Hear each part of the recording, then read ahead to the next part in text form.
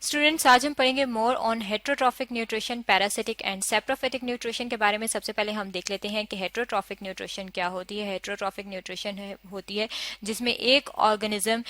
अपनी खुराक हासिल करने के लिए, अपने लिए खुराक हासिल करने के लिए किसी दूसरे ऑर्गेनिज्म पे डिपेंड करता है, यानी कि वो अपनी खुराक खुद तैयार नहीं कर सकता, इसलिए वो दूसरे पे डिपेंडेंट होता है, दूसरे पे इन्हिसार करता है। अब जब एक ऑर्गेनिज्म दूसरे ऑर्गेनिज्म से अपनी खुराक हासिल करता है तो ये भी पॉसिबिलिटी है कि वो उसके अंदर कोई ना कोई डिजीज कॉज कर दे। अब इस तरह की जो न्यूट्रिशन होती है जिसमें एक ऑर्गेनिज्म जब दूसरे ऑर्गेनिज्म से अपनी खुराक लेता है और उसमें कोई डिजीज कॉज करता है, उसे हम कहते हैं कि ये क्या है, ये पैरासिटिक न्यूट्रिशन है। और अगर हम सेप्रोफिटिक न्यूट्रिशन की बात करें तो सेप्रोफिटिक न्यूट्रिशन वो न्यूट्रिशन होती है जिसमें कोई भी ऑर्गेनिज्म किसी भी डेड या डिकेइंग मैटर के ऊपर फीड करता है, यानी कि कोई भी ऐसी चीज जो खराब हो गई हो, गल सड़ रही हो या उसका डेड मटेरियल हो, उसके ऊपर ऑर्गेनिज्म फीड करेगा और उससे अपनी खुराक हासिल करेगा। सबसे पहले हम पैरासिटिक न्यूट्रिशन की बात कर लें तो यहाँ पे आप अपने सामने इस डायग्राम में देख सकते हैं कि ये व्हीट प्लांट दिखाया गया है, गंदुम का पौधा दिखाया है और ये उसके लीव्स हैं। अब ये जो व्हीट प्लांट के लीव्स हैं, इसके ऊपर यहाँ पे आप देख सकते हैं कि इसके ऊपर ये ब्राउन ब्राउन सी जो है, ये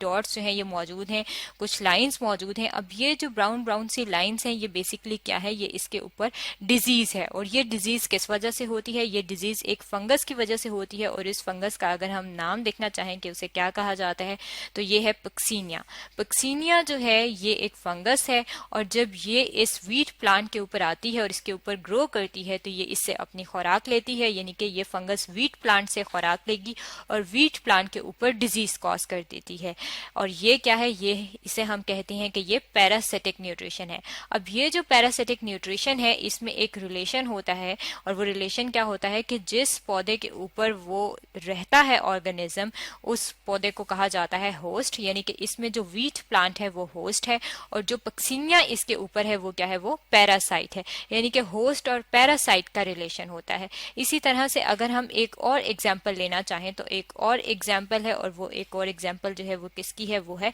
डोडर की। यहाँ पे आप अपने सामने देख सकते हैं कि ये यहाँ पे दिखाया गया है डोडर प्लांट। डोडर जो है ये एक प्लांट है और ये प्लांट जो है ये डिजीज कॉज करता है और जब ये डिजीज कॉज करता है तो ये क्या करता है, जो भी दूसरा प्लांट होता है उसकी जो ये ट्विंग्स होती हैं, जो ये इसकी पार्ट होता है स्टेम का, उसके ऊपर ये रोल हो जाता है। और रोल किस तरह से होता है, ये इस तरह से रोल होता है कि ये उसके ऊपर जाके स्पाइरल सी स्ट्रक्चर बना देता है। और स्पाइरल सी स्ट्रक्चर किस तरह से बनाता है, क्योंकि ये जो, अगर हम इसकी बात करें ये पैरासाइट की जिसे डोडर कहते हैं, तो डोडर जो है ये खुद एक प्लांट है और ये प्लांट किस किस्म का है, ये इसके ऊपर कोई लीव्स नहीं होते और इसके लीव्स नहीं होते इस वजह से ये एक बेल की तरह से ऊपर मौजूद होता है, लेकिन ये कोई बेल नहीं होती बल्कि ये एक पैरासाइट है और इस दूसरे पौधे से ये अपनी खुराक हासिल कर रहा होता है और उसकी स्टेम के इर्द गिर्द ये लिपटा हुआ होता है। जैसे कि यहाँ पे इस डायग्राम में जो है ये इसकी स्टेम है और ये इसका फ्लावर भी इसके अंदर है और इसके इर्द गिर्द ये लिपटा हुआ है और इससे अपनी खुराक हासिल कर रहा है।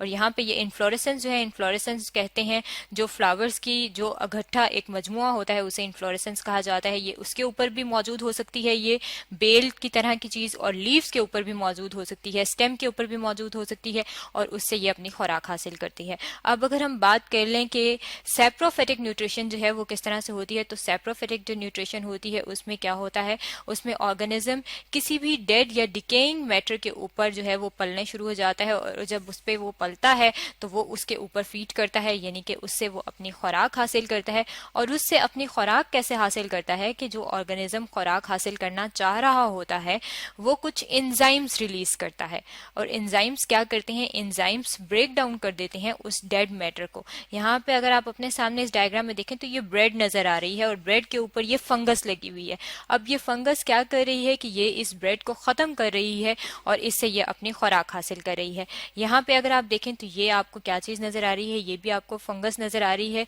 ये फंजाई है और ये इस ग्रास से जो है ये अपनी खुराक हासिल कर रही है। और जब ये इस तरह से किसी भी डेड ऑर्गेनिक मैटर से अपनी खुराक हासिल करती है तो वो उसे क्या करती है, सबसे पहले ऑर्गेनिज्म जो है ये एंजाइम्स रिलीज करके, एंजाइम्स रिलीज करने के बाद उसको तोड़ देते हैं और जब वो उसको तोड़ते हैं तो ज्यादातर प्लांट्स जो हैं उनके अंदर क्या चीज शामिल होती है, उनके अंदर प्रोटीन्स मौजूद होती हैं। तो जो उनकी प्रोटीन होती है वो उसकी ब्रेक डाउन कर देते हैं। और जब उसकी ब्रेक डाउन कर देते हैं और प्रोटीन टूट जाती है तो क्या होता है, उस प्रोटीन में से जो उसका नाइट्रेट्स वाला पार्ट है उसको वो सॉइल में भेज देते हैं, यानी कि वो सॉइल का हिस्सा बन जाती है और दोबारा किसी न किसी पौधे के साथ शामिल हो जाती है। और जो बाकी उसके अंदर पार्ट्स होता है